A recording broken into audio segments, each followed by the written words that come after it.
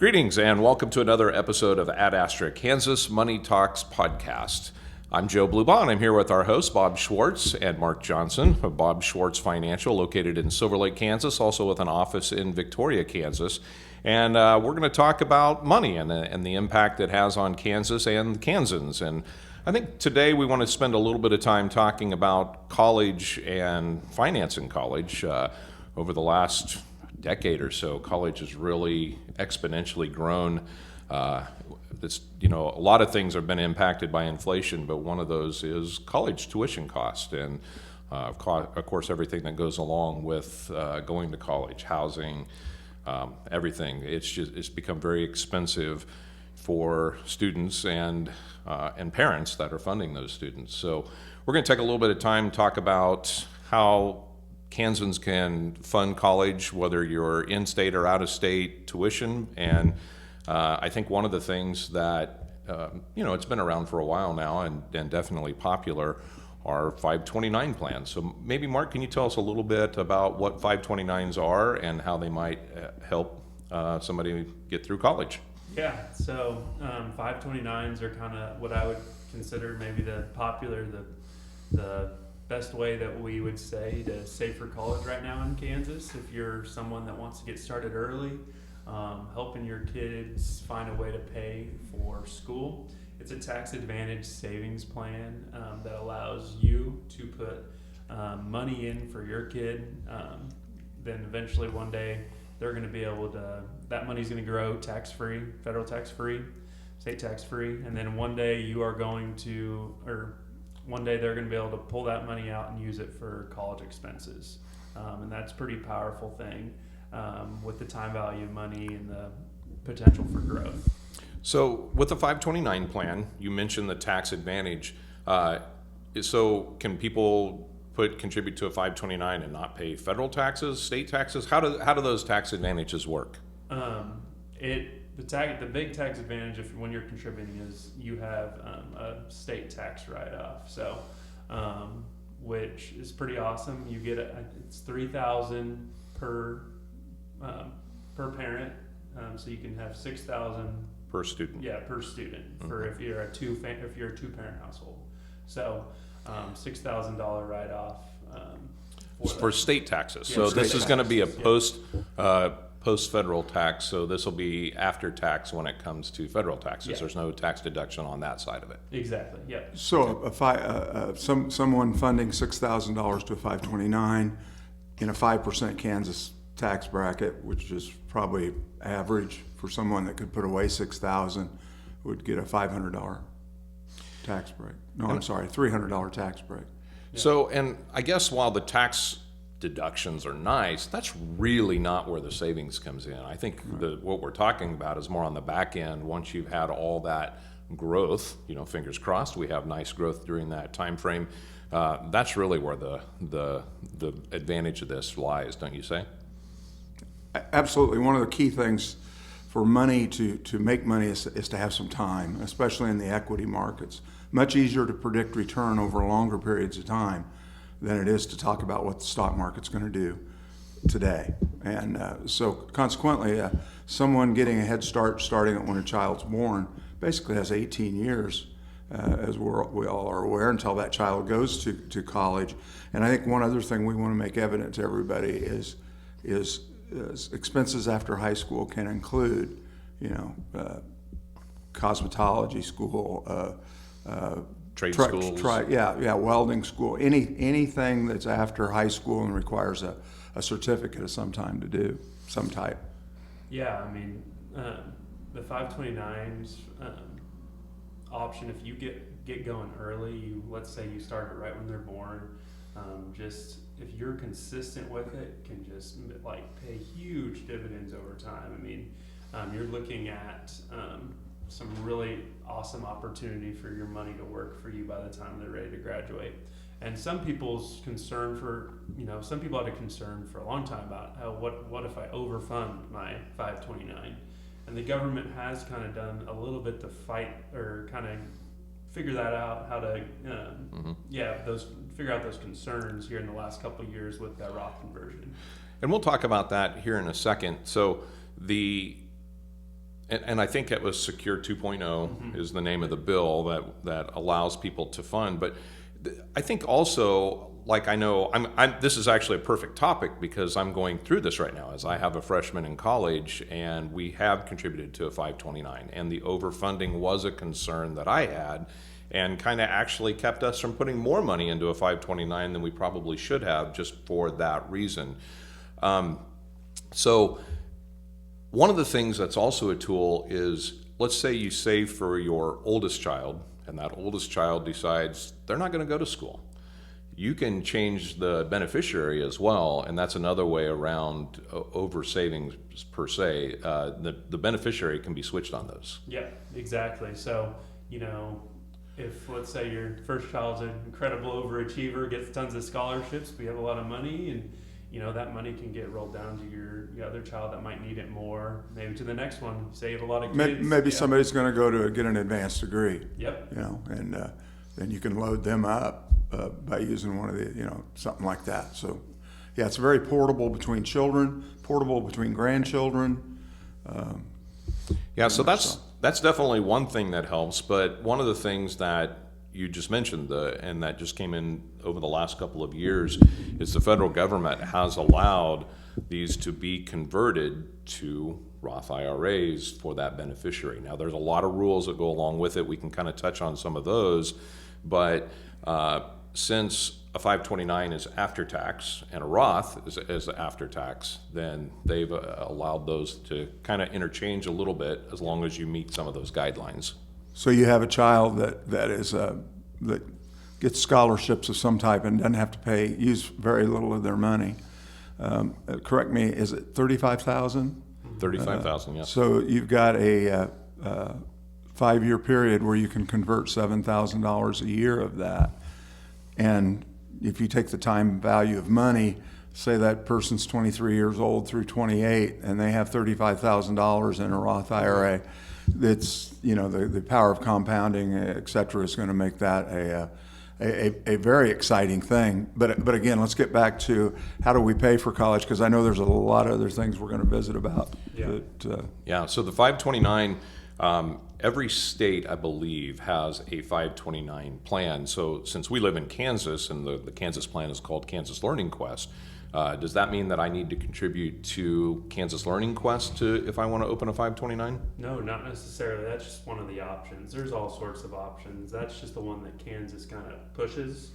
And, there's a lot of other options. The 529s, we do them through, Schwab, or there's other options for your 529. Schwab, Learning Quest, and some clients prefer, other mutual fund families. When they started 529s, you had to do it in the state you were in. So Learning Quest, that's where you had to go, which was American Century or Schwab. You didn't have a choice. Mm-hmm. But shortly thereafter, and each state has a different Learning Quest type situation. But the IRS decided that you can use any state-funded one. And so you have a child that wants to go to Purdue, for instance, which wasn't in Kansas last time I checked. That money is tax-free to use to go to college any state. And when they first started, they weren't that way. You had to use them in-state. So once you're in a 529, you got a 529 started, how do you make investments, or what are those investments set in? How is it the same or different than maybe a retirement account? So it depends on who's doing, who's managing it. Are you actively managing it? Are you just putting in there and having someone else, put it in a target date fund and letting it sit? If you are managing your own 529 plan, or having your money manager do it, So what you're saying is this can go into mutual funds or ETFs, just like any other investment account. And yes. And it can be as aggressive or as conservative as the client wants it. We, of course, encourage people to be aggressive, especially when their children are junior high and younger. Okay. Yeah. And just maximizing the time that's in the market then. Right. Because again, the longer we look out over time, the better chance we're going to have of hitting those target portfolios. And this will be another show someday, but Joe and Mark both know. But something we want to bring up with people is why we don't necessarily like target dates funds, because of the expenses that are involved in them. And I think that's probably a whole nother show. But we like to help clients be as aggressive as they can handle with the 529s. Because the other thing, Joe, is and you have a child in college. You know, markets move while kids are in college. My youngest son went to college. We were in the Great Recession, and we just didn't pull any out of his. And by the time he graduated in 2013, the market had rebounded, and money was available then. So there's two things there. Be aggressive because you have time. Secondly, that child isn't going to need that money all in one day. It's going to be a 4-year, 5-year period that they're going to need to withdraw that money. That makes sense. So there's obviously many other ways to fund college other than 529. Mark, what are some other areas that you've kind of want to talk about when it comes to funding college? Yeah, I mean, there's a ton of different ways, but I don't know, maybe want to like touch on some Kansas more, specific to Kansas ways. So the first thing that we talked about was Kansas offers this thing called the Kansas Comprehensive Grant Program, which is a really powerful thing. And I think we talked about this before, but any student that applies for student aid through FAFSA, you're immediately eligible for the grant. And is this based on parental income? Is that how they look at this? Yeah, or needs? So that's pretty much looking at, if you're, I think it looks at, are you a first-time college goer? And then your parents' income or income at home, and then they give you so much money based off that. And you say this is automatic, but there is there's one form they have to fill out, correct? Yes. So. And that would be the FAFSA? Yes, you have to fill out your FAFSA. And for those that aren't familiar, the FAFSA is the federal government's, it's called the free application for financial aid, and it's pretty much required for both the student and parents to fill out a portion of that when they file for financial aid with pretty much any college in the state of Kansas, I believe. Right. I think you're right. And you get into the first page, and you can tell whether you're going to be eligible or not, and you can tell whether you're going to need to. Okay, we don't need to fill this out, or this is going to really be a great help for our student. So they're fantastic. Yeah. So besides that, another awesome grant that Kansas has that if you're, there's a lot of people, and there's a lot of high schools now that are really trying to make technical education more important and more like in the forefront, not just pushing 4-year education, but also pushing the technical schools. And so Kansas has this thing called the Kansas Career Technical Workforce Grant.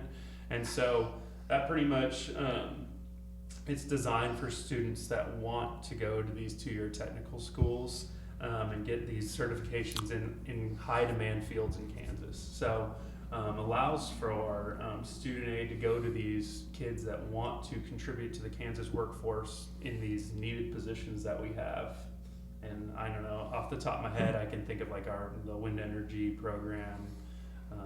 So if I'm a senior in high school and I want to be a welder, yeah, exactly. I can go to, there are grants I can get to go to Washburn Tech or to Concordia or many other places in the state and get my certificate in welding and get some scholarship help from the state of Kansas. Yeah, exactly. I mean, and do you know, is that needs based or is that career based? That's coming from career based. We're trying to get these kids into these fields, the workforce, get these workers into the fields that we need here in Kansas. So, for instance, if a young man wants to be a welder and his one of his parents is a physician, so needless to say, the FAFSA wouldn't come in as an opportunity.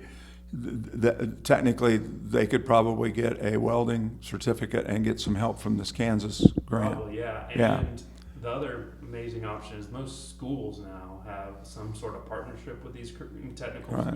Some of these high schools have partnerships with these technical programs. So let's say a student, we're talking about this example, that student wants to do that in high school, he might be done with that, almost completely finished with that certification by the time he graduates, Yep. which is a pretty incredible thing. And he's paying probably maybe a third to a half of the cost of what it costs if you would do it after college. And so those are incredible opportunities in high school that I hope more, parents and kids are taking advantage of, especially if you see your kid loves these hands-on things, push them towards that. They don't have, that is an awesome career pathway that is opening up for kids now. And it is kind of amazing, and we all live in Silver Lake and are familiar with the Silver Lake School District here. One of the things that I was so pleasantly surprised by when I learned more about our school district is the fact that, it's always been, here's your track, your educational track, and there was always this emphasis of going to college, and they still have that, but then there's also a technical track.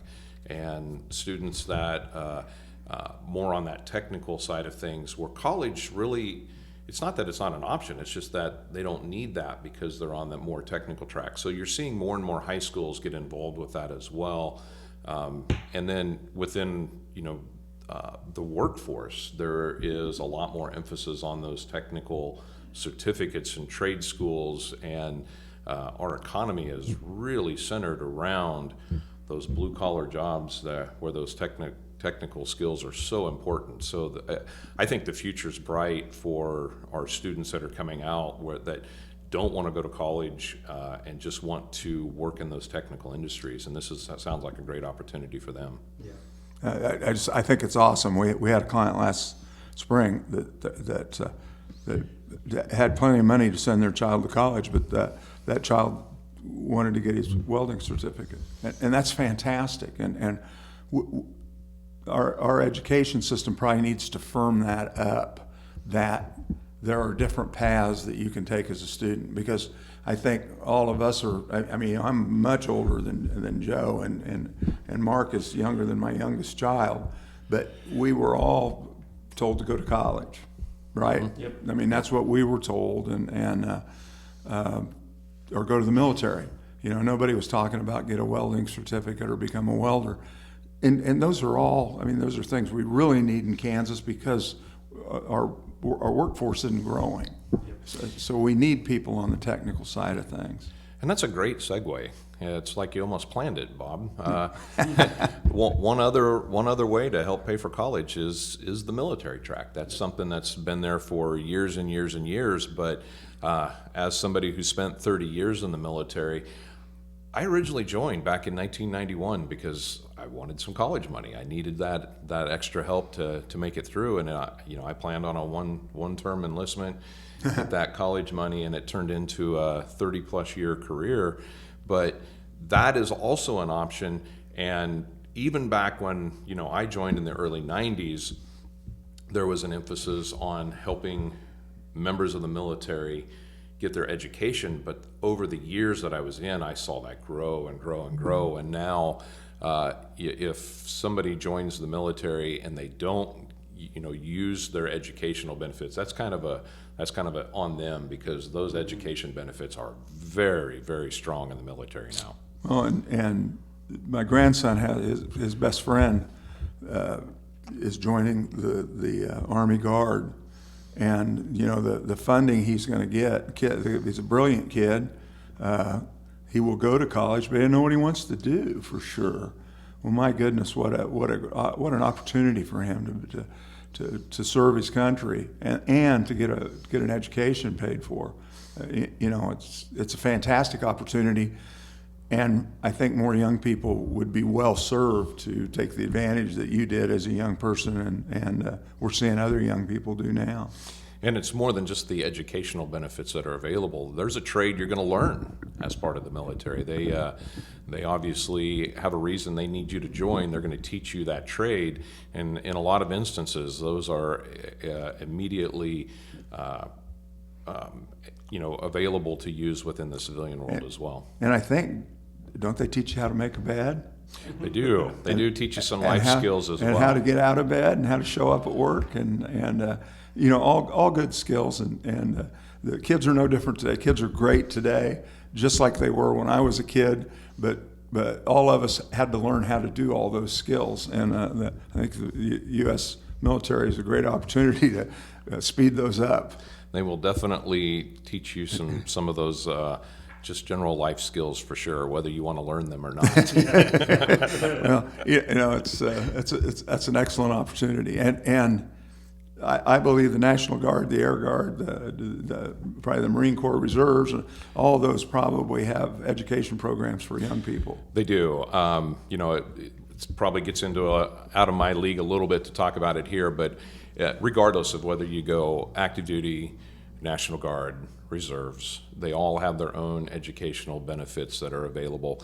A little bit on the Guard I do know is they offer state tuition reimbursement. So the state pays for your tuition. It varies every year a little bit based on the funding, but it's a good opportunity. And then everybody in the military, regardless of which component you're in, has access to the GI Bill. And that's a program that's been around since in the years after World War II they created that, and over the years that's got a little bit more robust, and those are all available. So there's all kinds of educational opportunities for students who want to join the military. Let's talk about that just a second.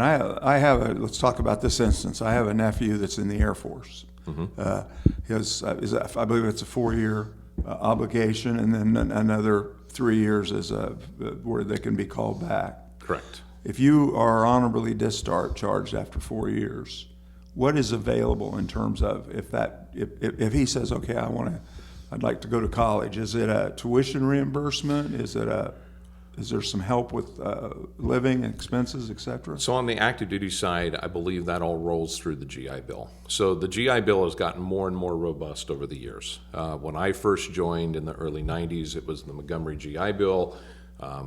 Every month I would get a check from the government while I was in college, and it was very modest. Back then, not a large amount. It helped, but it was fairly small. In today's, it's the post 9/11 GI Bill is the GI Bill now, and it's very much a different program. So active duty, they're not only going to get that monthly stipend, they also get some living expenses covered as well. So they're going to get a housing allowance. It's become a very robust educational benefit, and it's usually available to those active duty members once they have left the service. Now they can use it during. There's always every difference is a little bit. Every instance is a little bit different. On the National Guard side, it's a little bit different because National Guard is just by its very nature really honed in on those students. The students serve while they go to school, so they're actually receiving a lot of those educational benefits concurrently with serving. So let me ask you a question, Joe. I know you have a degree. Did you get your degree while you were right after high school, or did you go do your military obligation and then go to college? Kind of both. I started with I went to college for a year and then joined the military, and that was in 1991, and I just retired in 2022. So I was in the military that whole time, and then while I was in the military, I went back to school and finished my degree. And the point I'm making there is even if you stay in the military, so someone gets in and they go, I'm going to re-sign up. I like this. I like my job. They're still encouraged to get a degree. Oh, absolutely. Or to move on. Absolutely. So there are many different ways that you can promote within the military, but an education certainly helps with that. And so I feel I wish everybody could go to college for free. Yeah, that'd be great. If we had more money than we knew what to do with as a country, that'd be great. But we don't. But if you want to go to college bad enough and you work hard enough, there are avenues to get a college degree. It might not be living in a fraternity house, at the University of Kansas and having 5 years of fun and enjoyment on mom and dad's money. But there are ways in Kansas to get an education and have it be relatively inexpensive. Absolutely. And you can absolutely be in the Guard and still a fraternity too. Yeah, well, okay. Well, we won't talk about what you did there, but I'm going to climb in the weeds and then we're going to move on to another way to pay for college. But when I was in college at Wichita State, I'm going during the day, And it's all guys like me, girls like me, 19 to 22-year-old kids going to college. I had to take 2 night classes because of conflicted with my schedule. And I go to those night classes, and I'm sitting in there, I'm going, who are all these old people that are sitting with me? Now, this is 1970 to 1973. So guys were coming back, McConnell Air Force Base in Wichita, and they were getting out of the Air Force, and they were on the GI Bill. And they were working at Cessna or Boeing or Beach during the day, and they go to night school on the GI Bill. And lo and behold, I'm in one of those night classes, and there's a guy from my hometown. He was like 5 years ahead of me. And, Charles, what are you doing? He goes, well, I'm getting my degree. I'm working at Boeing, and I'm in their engineering department, but I'm just a draftsman, but I'm working on my engineering degree.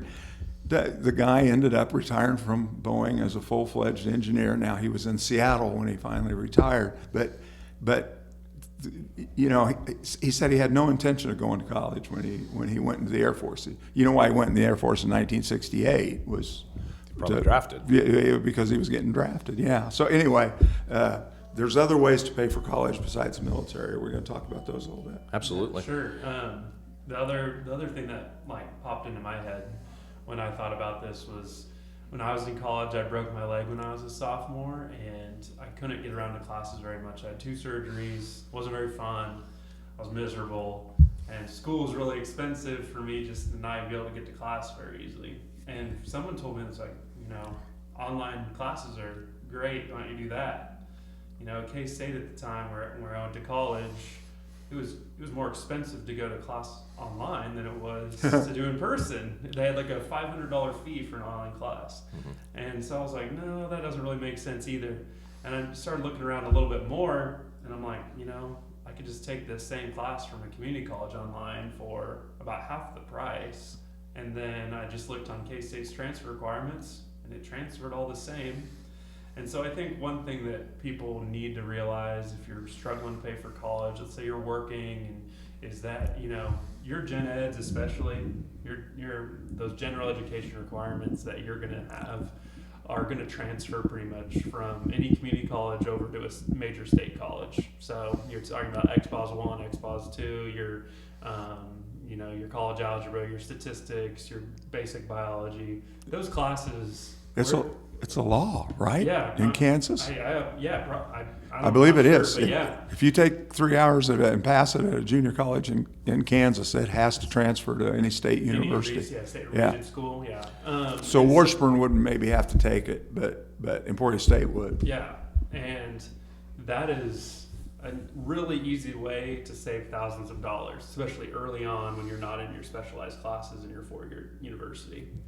The other thing I thought about was how we talked about this maybe on the first episode, but Kansas provides lots of opportunities for tuition reimbursement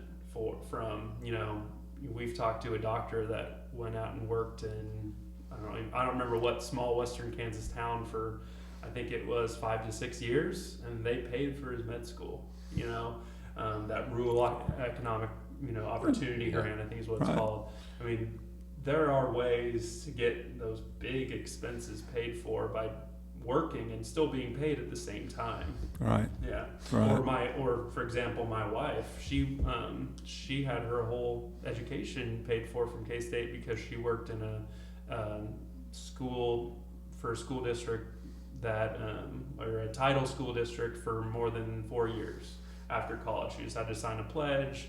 And then she got this grant from this program, and she worked those years, and her schooling was paid for. So you got to get in the weeds. You got to get in the weeds to find it.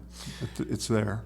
Yeah, so it sounds like the opportunities are there. You just, probably more so than ever before, the opportunities are there for students. But I guess if somebody wants to learn more about a 529 investing or other opportunities, good opportunity to go to bobschwartzfinancial.com, reach out, touch base with either of the offices, and you guys can help them get started on their savings goals for their kids in college. So, gentlemen, thank you very much for another great episode, a lot of opportunity. And if you're watching us on Facebook, we hope that you'll subscribe and give us a thumbs up.